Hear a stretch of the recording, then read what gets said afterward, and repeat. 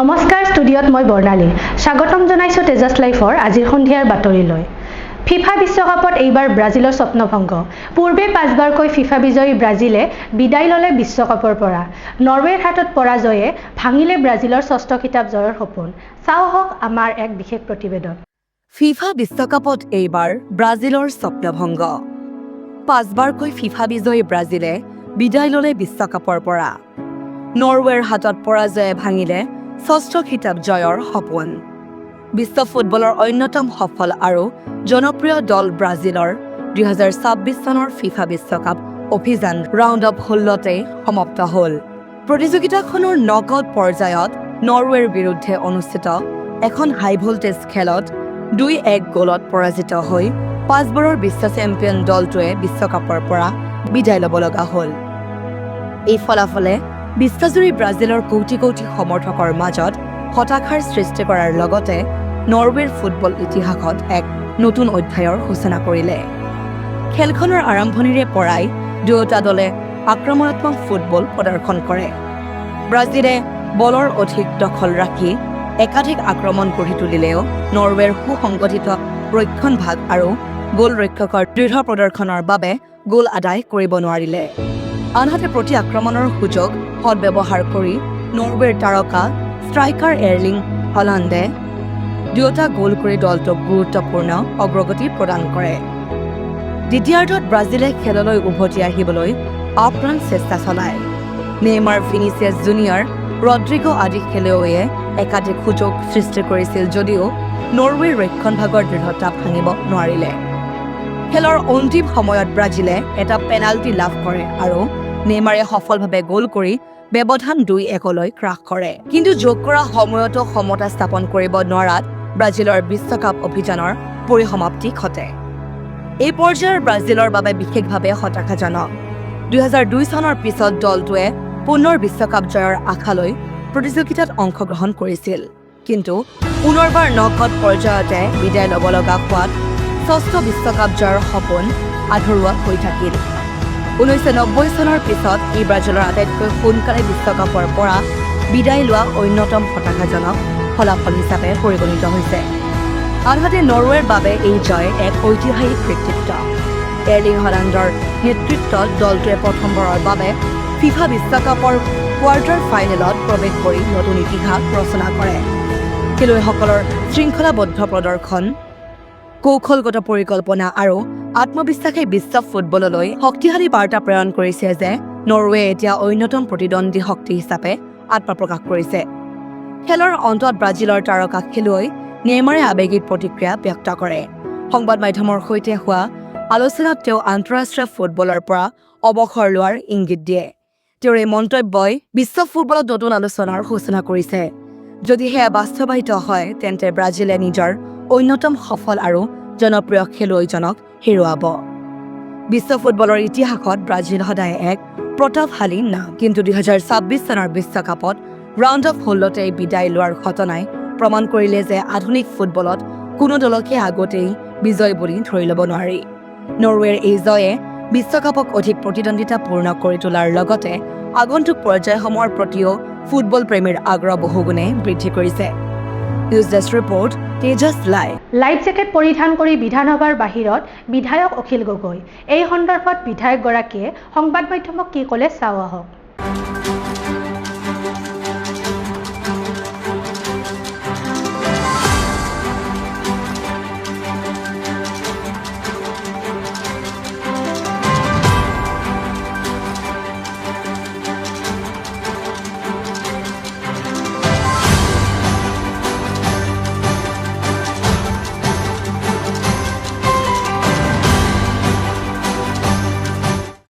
মানে য'তে ত'তে গুৱাহাটীত বানপানী হৈ যাব পাৰে ন সেইকাৰণে সেইটো কাৰণে পিন্ধি আহিছোঁ য'তে ত'তে বানপানী হৈ যাব পাৰে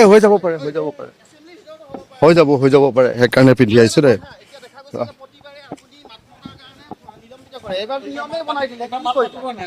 এবাৰ নিয়ম কৰি দিছে আজিয়ে চাগে ওলাই যাবলগীয়া হ'ব পাৰে ডিব্ৰুগড় বিশ্ববিদ্যালয়ৰ PGSUৰ উপসভাপতি গ্ৰেপ্তাৰ বিএড পাঠ্যক্ৰমত আসন নিশ্চিত কৰি দিয়াৰ নামত ধন সংগ্ৰহ কৰাৰ অভিযোগ বিশ্ববিদ্যালয়খনৰ স্নাতকোত্তৰ ছাত্ৰ একতা সভাৰ উপসভাপতি মাধুৰ্য চেতিয়াৰ বিৰুদ্ধে এই অভিযোগ। চাওঁ আহক ডিব্ৰুগড়ৰ পৰা আমাৰ সংবাদদাতা শিল্পী শিখা দাসে পঠিওৱা এই প্ৰতিবেদন।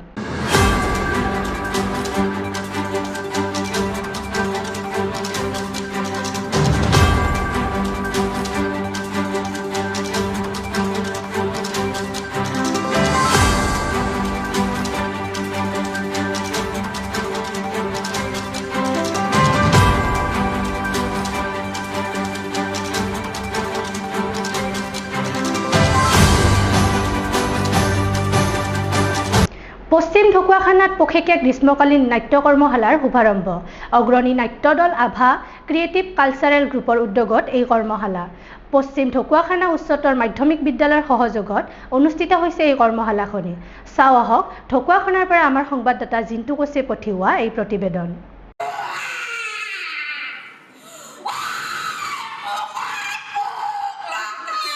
জোন পাই দেশৰ পৰা তই আহি এবাৰ মোক নিচুকাই দিবি।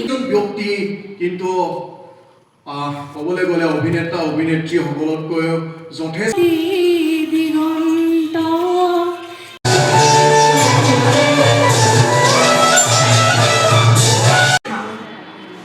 বাছা নেমাতকে লৈ কি হ'ল বাছা দেখা চেঁচাকে লৈ চকু মেল বাছা।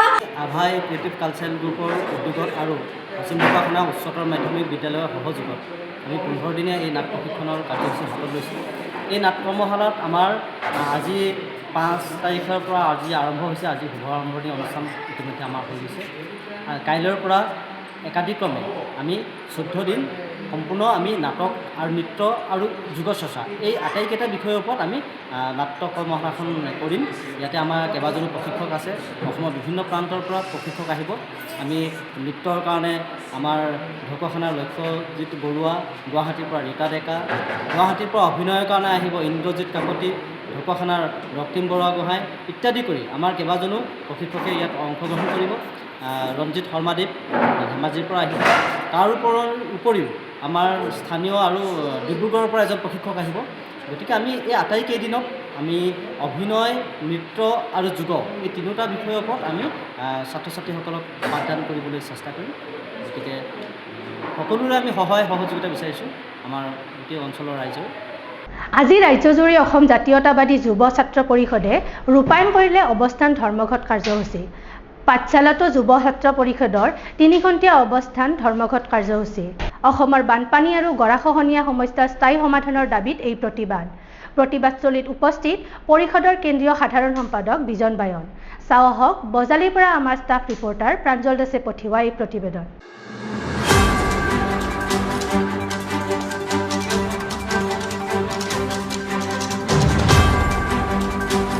অসম জাতীয়তাবাদী যুৱ ছাত্ৰ পৰিষদৰ কেন্দ্ৰীয় সমিতিৰ নিৰ্দেশ মৰ্মে আজি অসমৰ সমগ্ৰ জিলা সদৰ আৰু মহকুমা সদৰত 3 ঘণ্টীয়া অৱস্থান কাৰ্যসূচী ইতিমধ্যে ৰূপায়ণ কৰা হৈছে। আৰু অসমৰ যি জ্বলন্ত সমস্যা, অসম জাতীয়তাবাদী যুৱ ছাত্ৰ পৰিষদে দীৰ্ঘদিনৰ পৰা উত্থাপন কৰি অহা দাবী যে অসমৰ বানপানীৰ সমস্যা, গৰাখহনীয়া সমস্যাক ৰাষ্ট্ৰীয় সমস্যা হিচাপে স্বীকৃতি প্ৰদান কৰি ইয়াক শীঘ্ৰে সমাধানৰ কাৰণে যি দাবী আমি দীৰ্ঘদিন ধৰি উত্থাপন কৰি আহিছিলোঁ, শেহতীয়াভাৱে আমি পুনৰ এই দাবীটো উত্থাপন কৰিবলগীয়া হৈছে যে অসমৰ শেহতীয়া যি বান পৰিস্থিতি, এই বান পৰিস্থিতিয়ে পুনৰবাৰ প্ৰমাণ কৰিছে যে অসমৰ যি বান আৰু গৰাখহনীয়াৰ সমস্যাই প্ৰতি বছৰে অসমৰ জীৱন আৰু জীৱিকাৰ প্ৰতি ভাবুকি সৃষ্টি কৰি আহিছে। তেনে ক্ষেত্ৰত কিন্তু বাৰম্বাৰ চৰকাৰক এই দাবী উত্থাপন কৰাৰ পিছতো আজিলৈকে কিন্তু চৰকাৰে, কেন্দ্ৰীয় চৰকাৰখনে, বিশেষকৈ কেন্দ্ৰীয় চৰকাৰখনে অসমৰ ক্ষেত্ৰত বিভিন্ন ধৰণৰ তেওঁলোকৰ শ্লোগান দিয়া হয়, কিন্তু অসমৰ জনসাধাৰণৰ জীৱন মৰণৰ যি সমস্যা, বানপানীৰ সমস্যা, এই সমস্যাক কিন্তু আজিকো প্ৰতি তেওঁলোকে ৰাষ্ট্ৰীয় সমস্যা হিচাপে স্বীকৃতি প্ৰদান কৰা হোৱা নাই। আজি আমি অসম জাতীয়তাবাদী যুৱ ছাত্ৰ পৰিষদে যে অসমৰ বান আৰু গৰাখহনীয়াৰ সমস্যা ৰাষ্ট্ৰীয় সমস্যা হিচাপে স্বীকৃতি প্ৰদান কৰা, শেহতীয়াভাৱে বানত ক্ষতিগ্ৰস্ত সকলো শ্ৰেণীৰ মানুহকে সাহায্য প্ৰদান কৰা আৰু যিসকল কৃষকে কৃষি লোনৰ জৰিয়তে তেওঁলোকে কৃষি কাৰ্যৰ লগত জড়িত হয়, সেই কৃষকসকলৰ ক্ষতিগ্ৰস্ত কৃষকসকলৰ কৃষি লোন মাফ কৰা আৰু এই যি মথাউৰি, উন্মুক্ত মথাউৰি, আমি ইতিমধ্যে দেখিছোঁ যে আচলতে জলসম্পদ বিভাগ বুলি যিটো অসমৰ বিভাগ আছে, এই বিভাগটোৱে কিন্তু আমি দেখিছোঁ যে কেৱল বানপানীৰ সময়ত তেওঁলোকৰ যিটো এক্টিভিটি, তেওঁলোকৰ যিটো ইনভলভমেণ্ট যথেষ্টখিনি আমি দেখা পাওঁ। কিন্তু যি খৰালিৰ সময়ত তেওঁলোকে যিধৰণে আচলতে কাম কৰিব লাগে সেই ধৰণৰ কাম কৰাটো আমাৰ পৰিলক্ষিত নহয়। বহু সময়ত তেওঁলোকে কৰিছে, আমি নকৰা বুলি নকওঁ, কিন্তু এতিয়াও কিন্তু বহু মথাউৰিত তেওঁলোকে বিজ্ঞানসন্মত পদ্ধতিৰে বৈজ্ঞানিক পদ্ধতিৰে কাম কৰিবলৈ কিন্তু বাকী আছে। আৰু আমি দেখিছোঁ যে বহু ঠিকাদাৰক যেতিয়া তেওঁলোকে কামৰ অৰ্ডাৰ দিয়া হয়, কাম কৰাৰ কাৰণে অনুমতি প্ৰদান কৰে বিভাগীয়ভাৱে, তাত কিন্তু তেওঁলোকক যেতিয়া 100 দিন বা 200 দিনৰ যদি সময়সীমা দিয়া হয়, কিন্তু সেই 100 দিন বা 200 দিনৰ উপৰিও মই বেলেগ কথাটো ক'বলৈ নাযাওঁ যে আমাৰ যিটো বজালী অঞ্চলৰ ইতিমধ্যে বহুকেইটা এনেকৈ কাম জলসম্পদ বিভাগৰ বহু মথাউৰি নিৰ্মাণৰ কাম ইতিমধ্যে চলি আছে, য'ত আজি 3 বছৰ পৰ্যন্ত 100 দিনত সম্পূৰ্ণ হ'বলগীয়া মথাউৰিৰ কাম 3 বছৰলৈকে তেওঁলোকে সম্পূৰ্ণ কৰিব পৰা নাই। আৰু যেতিয়া কিন্তু আমি অসম জাতীয়তাবাদী যুৱ ছাত্ৰ পৰিষদে আমি মুখ্য অভিযন্তা জলসম্পদ বিভাগৰ মুখ্য অভিযন্তা আমি ভাস্কৰ শৰ্মা ডাঙৰীয়াক লগ কৰিছিলোঁ, আৰু এই সমগ্ৰ ঘটনাখিনি যে অসমৰ কেৱল বজালী নহয় বিভিন্ন প্ৰান্তত এই ধৰণৰ হয় যে কেতিয়াবা 100 দিনত সম্পূৰ্ণ হ'বলগীয়া কামটো 3 বছৰলৈকে নহয়। কিন্তু আমি দেখিলোঁ যে জলসম্পদ বিভাগৰ মুখ্য অভিযন্তাৰ যি বক্তব্য, এই বক্তব্যত প্ৰমাণ হৈছে যে ঠিকাদাৰৰ আচলতে কোনোবা এটা অদৃশ্য শক্তি আছে। ঠিকাদাৰৰ এনেকুৱা কিছুমান ক্ষমতা আছে যি ক্ষমতাৰ কাৰণে হয়তো জলসম্পদ বিভাগৰ মুখ্য অভিযন্তা হয়তো পৰিচালিত হৈছে ঠিকাদাৰৰ নিৰ্দেশতে। গতিকে আমি দেখিছোঁ যে জলসম্পদ বিভাগটোৱে আচলতে যি ধৰণে কাম কৰিব লাগিছিল সেই ধৰণে কাম কৰিব পৰা নাই।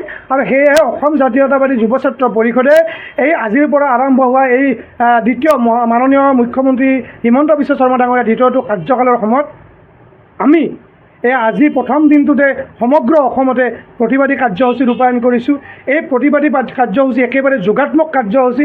এই কাৰ্যসূচী সমাপন কৰাৰ পিছতে আমি অসমৰ মাননীয় মুখ্যমন্ত্ৰী মহোদয়লৈ আৰু ভাৰতবৰ্ষৰ প্ৰধানমন্ত্ৰী মহোদয়লৈ প্ৰতিখন জিলা আৰু মহকুমা সদৰ বা জিলা আয়ুক্ত আৰু মহকুমা সমজিলা আয়ুক্তৰ জৰিয়তে আমি স্মাৰক পত্ৰ ইতিমধ্যে প্ৰেৰণ কৰা হৈছে।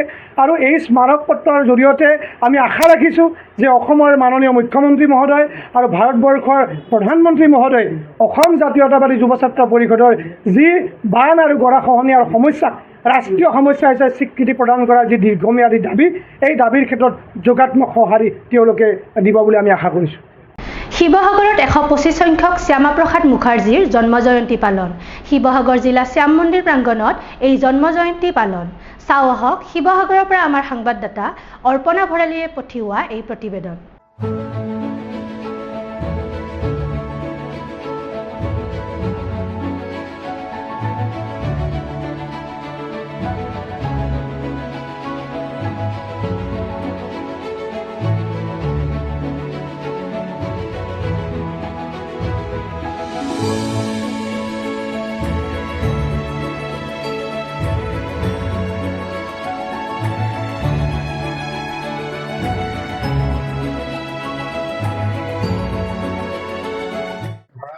আইনখন কৰা আছে, এখন চৰকাৰৰ দিনত হোৱা আইন আকৌ নতুন এখন চৰকাৰে কিন্তু পুঁজি এলকেশ্যনটো দিব, অলপ বঢ়াব পাৰে বা কমাব পাৰে, বেলেগ কথা। কিন্তু এইটো MSME ক্ষেত্ৰত আমাৰ প্ৰযোজ্য হৈ আছে, অসমত চলি আছে।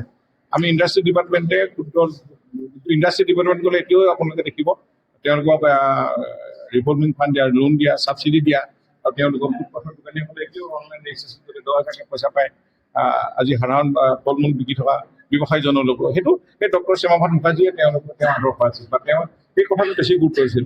সেই গুৰুত্ব দিয়া কথাখিনিহে আজি কাৰ্যকৰী দিছে।